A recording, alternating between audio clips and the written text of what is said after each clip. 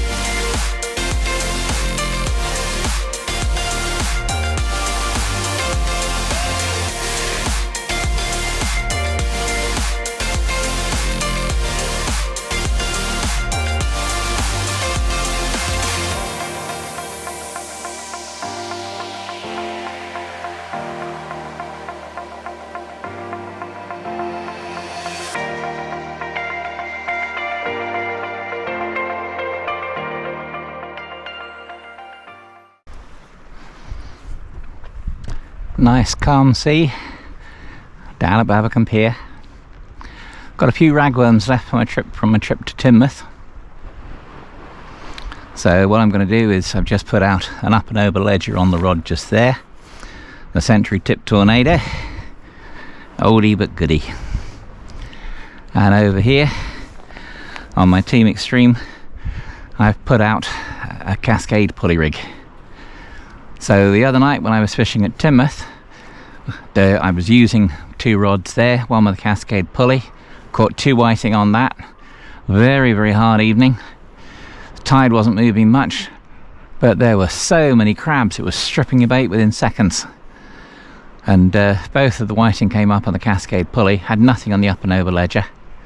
See if that's better today.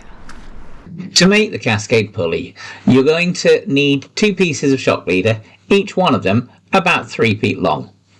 Take one piece and tie it to a swivel. What you then need to do is thread on a bead, a piece of hard plastic rig tubing such as they use for carp fishing, and another bead. The next step is to slide the leader through a proper pulley.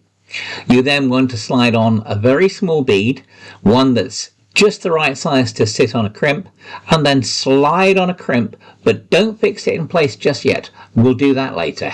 Your next stage is dead easy. To the other end of that first piece of leader, just tie on a swivel. That's all you've got to do for this bit. For the next stage, you're going to need the second piece of leader.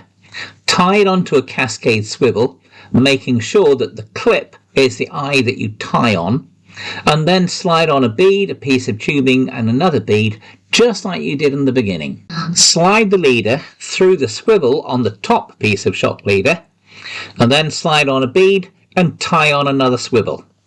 To the swivel, you're going to attach a fast link, and to the fast link, you're going to attach an impact lead, or if you prefer, a Gemini splashdown weight. Now we come to the traces. The first trace you're going to do is going to be the hook that sits on the impact lead. So tie on the hook, put on a bead, and then attach a stop. What I usually do is I just go through a piece of 3 or 4 millimeter long silicone rubber tubing, turn it round on itself and go back through a second time, and then I pull tight from both ends. And what happens is the silicone stop turns inside out and grips the trace tightly. What you also need to do then is make sure the trace is the right length to sit on the impact lead and tie it to the Cascade swivel. Once you're happy with the bottom trace, you need to do the top trace. And for that, you're going to need a hook, you're going to need a bead, and you're going to need a stop in exactly the same way. If you don't want to use beads, you can use little sequins. A lot of people do. It's entirely up to you. What you need to do is hang the hook over the Cascade swivel and then put the trace through the swivel at the top and make sure that it hangs tightly when you tie it on. When that's right, what you then do is slide the crimp to about 7 inches below the proper pulley and fix it in place. Your rig should then be ready. The last diagram shows you the completed rig. You should be able to see how the top hook sits on the Cascade swivel and the bottom hook sits on the impact lead. It makes it a very streamlined rig for casting, and so far 8 trips I've taken it on and it hasn't failed to release at any time. Just seems that little extra tension on the trace makes everything work very well.